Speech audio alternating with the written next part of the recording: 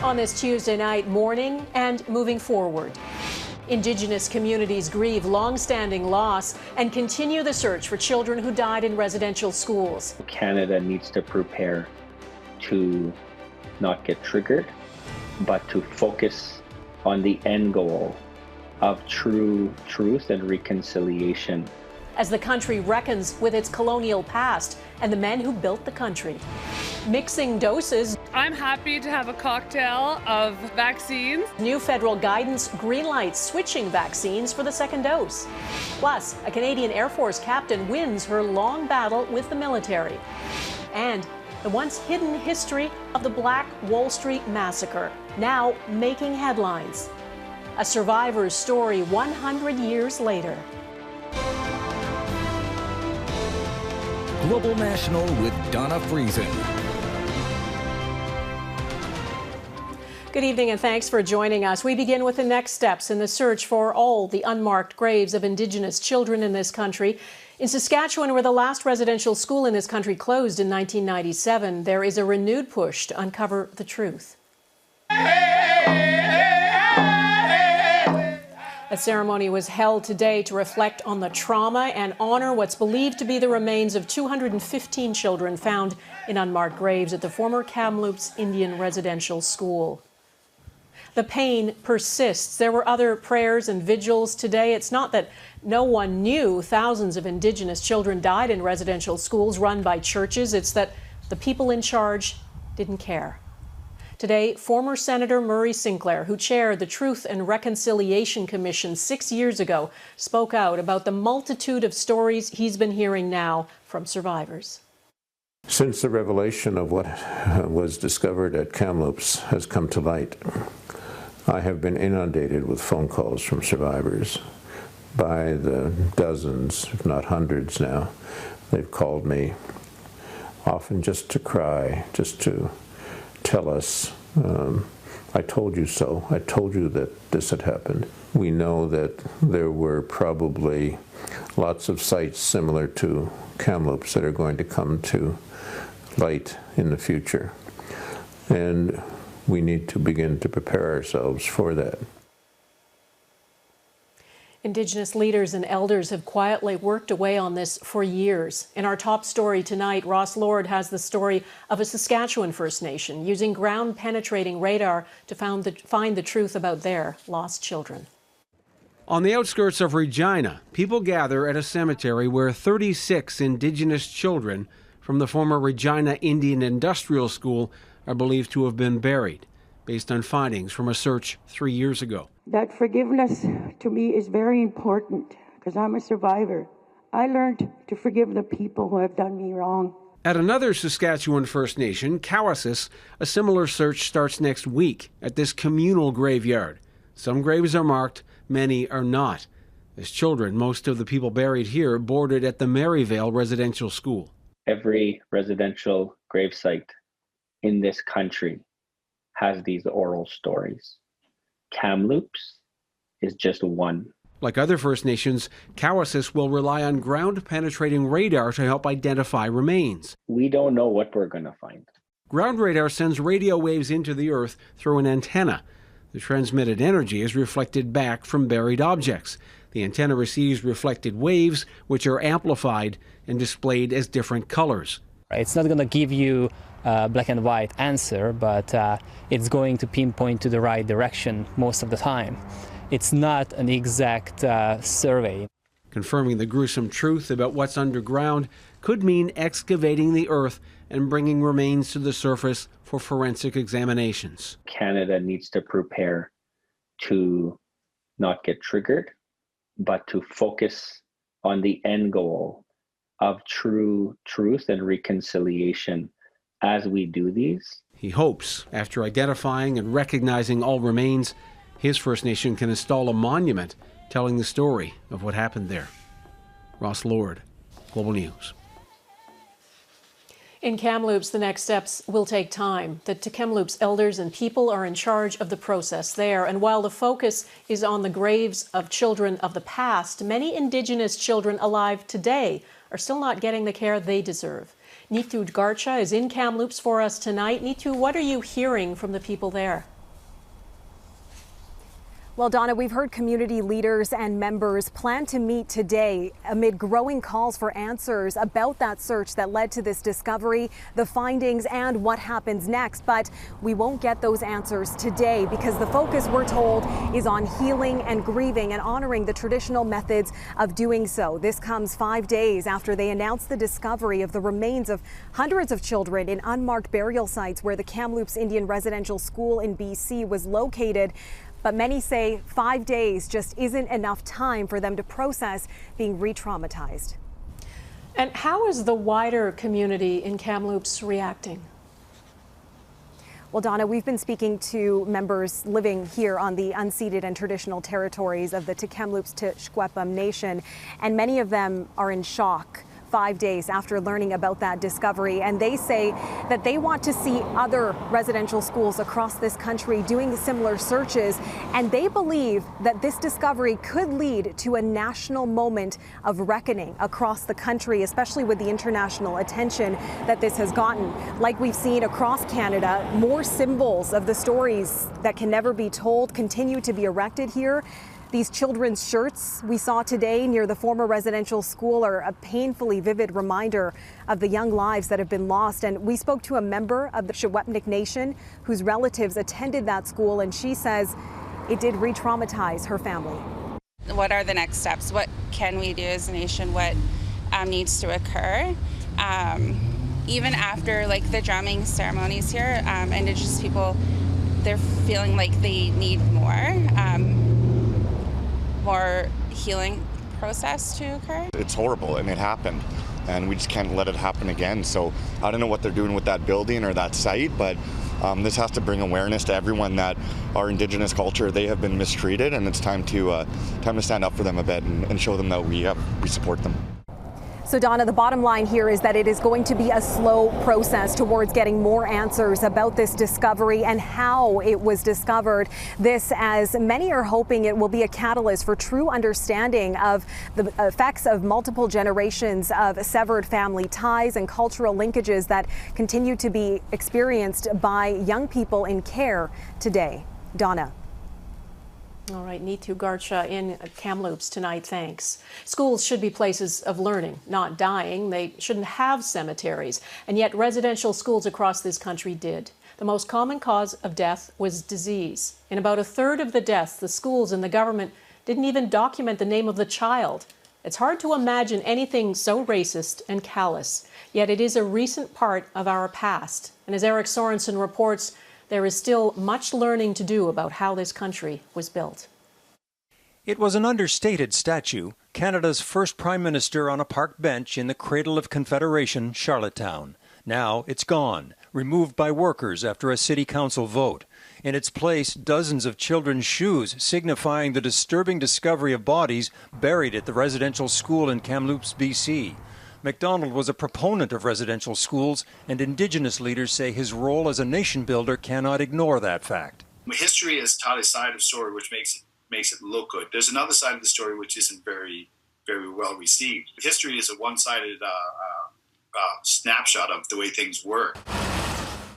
The removal symbolizes the reckoning that is forcing Canadians to come to terms with the figures who built the country, but also entrenched policies that abused and damaged First Nations. Ryerson University, named for Egerton Ryerson, who helped design the residential school system, is under pressure to change the school name and to remove his statue. The school is already changing the name of publications like the Ryersonian. The University of British Columbia is reviewing an honorary degree given to Catholic Bishop John Fergus O'Grady, who was the principal at the Kamloops Residential School. Stripping degrees or taking down statues may be right, but it's not enough, says this Indigenous Studies professor at UBC. Those things may be worth doing and they may be important to do, but the more important thing is to really try to understand what made those things reasonable in the first place. Getting Canadians to truly understand is a challenge. BC's premier called the discovery of bodies in Kamloops unimaginable, but many, including this Indigenous MLA, says it's not. For Indigenous people, this story is not shocking, nor is it unimaginable. This is the trauma our families have carried for generations. A professor at Ryerson says Canadians must educate themselves about the current and historic treatment of Indigenous people. Canadians are part of the problem, and they need to be intentional about how not to be part of the problem, and also to advocate the proper authorities to take up their responsibilities to end it. And, say Indigenous leaders, part of reconciliation must hold honoured figures like John A. Macdonald to account, because how Indigenous people were treated must be central to the story of this country. Eric Sorensen, Global News, Toronto. There is some support for survivors. A 24-hour crisis line is available for anyone experiencing pain or distress as a result of their residential school experience. You can call toll-free and speak in confidence. The number is 1-866-925-4419. Mixing it up, coming up, the options for your second dose.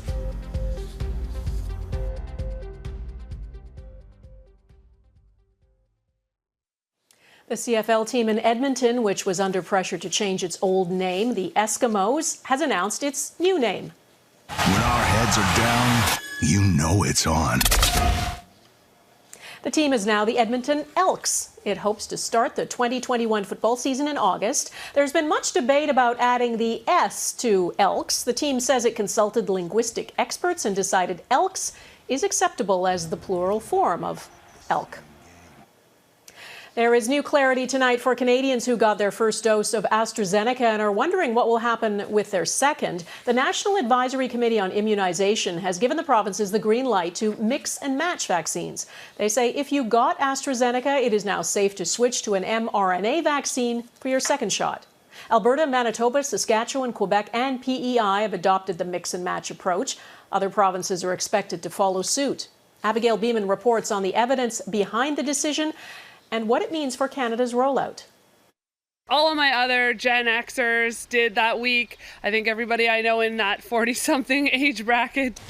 Anne-Marie Joyce and her husband are in that 40-plus age group that got AstraZeneca as soon as they could, and then faced mixed messages when the National Advisory Committee on Immunization stressed mRNA vaccines were preferred. Now, NACI says she's clear to choose her second dose and get an mRNA vaccine. I'm happy to have a cocktail of vaccines. I am 100% confident and happy to take a mRNA vaccine as my second dose. NACI's discretionary recommendation cited the rare but serious blood clots linked to AstraZeneca, as well as emerging, if limited, studies on mixing doses. Data from the United Kingdom, from Spain, and also from real-world experience in France and Germany who are already doing this, demonstrating that, yeah, it looks like it is a safe thing to do. And not only that, it actually provides a pretty significant and robust immune response. It's now up to provinces to implement. Several have said they will. It's the choice of the person to decide if they want to get the second dose from AstraZeneca. If you do choose an mRNA vaccine after AstraZeneca, be prepared for a chance of rougher side effects post-jab. Headaches, fatigue, feeling generally ill. They are temporary and without complications. The committee also clarified advice around mixing mRNA vaccines, Pfizer and Moderna. Try and find the same vaccine, same mRNA vaccine. But if you can't for some reason, then they consider them interchangeable. No one from NACI was at Tuesday's briefing. The chair tells Global News it asked the Public Health Agency of Canada to take over communication, saying the situation was becoming, quote, unsustainable. Dr. Carolyn Quash-Tan also told Global News her term is up in 9 days and she'll be replaced by Vice Chair Dr. Shelley Deeks. Abigail Beeman, Global News, Ottawa. The number of Canadians who are fully vaccinated is expected to rise faster over the coming weeks. As of tonight, about 57% of Canadians have had at least one dose, and 5.6% have been fully vaccinated. Still ahead, a new review finds old problems in Canada's military are still rampant. A 15-year battle between Canadian Air Force veteran Kimberly Fawcett and the military is over. Fawcett will be compensated for injuries she suffered while on duty, including disability benefits to cover her treatment and prosthetics. In 2006, Fawcett was hit by a truck after getting out of her vehicle that had spun out on the ice. She was carrying her son at the time. He was killed. It happened as she was heading to the Canadian Forces Base Kingston and preparing to be deployed to Afghanistan. A military investigation initially ruled she was off duty at the time. Today, the Veterans Review and Appeal Board said the tragic chain of events was directly due to military orders. A new independent report into the Canadian military's justice system tabled in Parliament today reveals sexual misconduct is just as rampant and destructive now as it was in 2015. That's when a landmark federal report first documented the extent of the problem. Mercedes Stevenson on the recommendations in today's report and the timeline for implementing them. This is the most comprehensive independent review of the military justice system since the 1990s. In the 6 years that Justin Trudeau's self-styled feminist government has been in power, things have not improved for victims of sexual misconduct in the military. Former Supreme Court Justice Maurice Fish's scathing review of the military justice system comes in the midst of a sexual misconduct firestorm for the forces, the third such controversy in 30 years. The process is, I think, very broken. Victims of sexual misconduct have been failed by successive governments, and they say they have little to no confidence in the military police and the military justice system. I don't think that they have enough resources and personnel qualified at the level for this type of investigation. The landmark report is over 400 pages long, with 107 recommendations for a significant overhaul of the military justice system. The most striking recommendation: for the civilian justice system to step in and take over investigating and trying sexual offenses from the military, until the forces introduce reforms and protections for victims. That was supposed to happen 2 years ago, but has never been implemented. We have a broken military law system. Fish did not recommend removing sexual offenses from the military justice system, as many victims' rights groups and experts have. I don't think it's gone as far as I would have liked it to be for the sake of those victims. The military's top judge is promising a better future. Military justice actors have been very reluctant to change. As the current Judge Advocate General, I fully embrace the recommendations made by Justice Fish. The Liberal government says they're committed to accepting Fish's recommendations in principle, but would not provide specifics on a timeline for the changes, a critical piece of the puzzle. Victims say they continue to hope for change, but will believe it when they see it. Mercedes Stevenson, Global News, Ottawa. Next, a massacre of hundreds of Black Americans you likely have never heard about.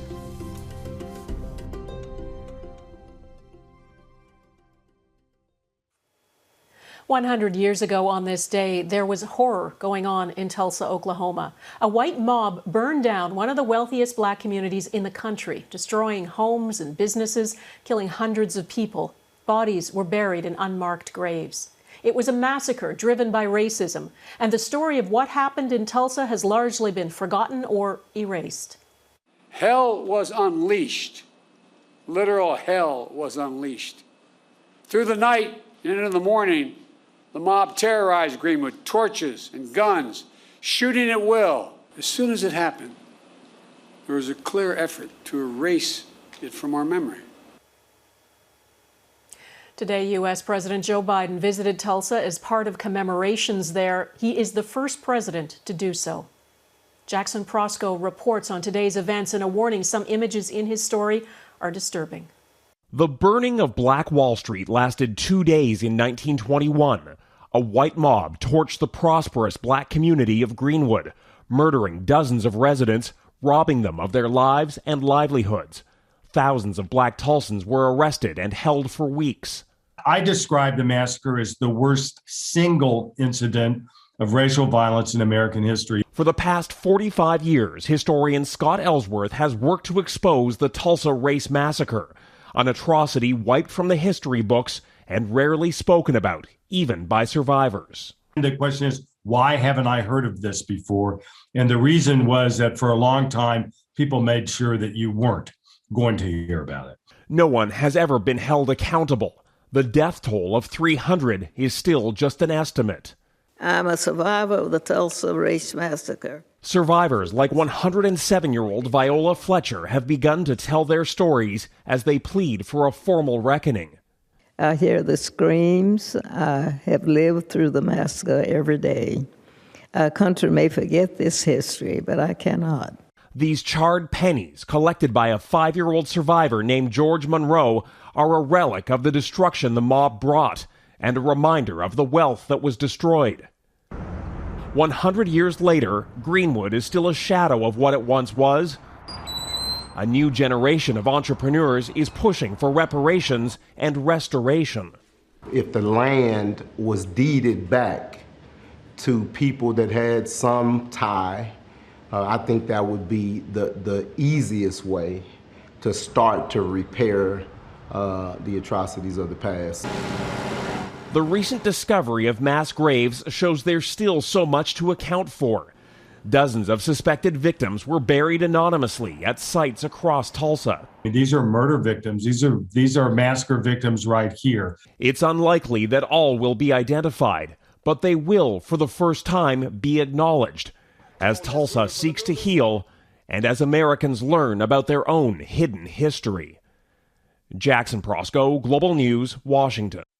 And that is Global National for this Tuesday. I'm Donna Friesen. Across Canada today, people stood silent in tribute to the Indigenous children who are believed to have been buried in unmarked graves at the former Kamloops Indian Residential School in British Columbia. And at 2:15 local time, the bells of the Hillhurst United Church in Calgary rang 215 times, once for every child. Thanks for watching. Take care of yourselves. Bye-bye.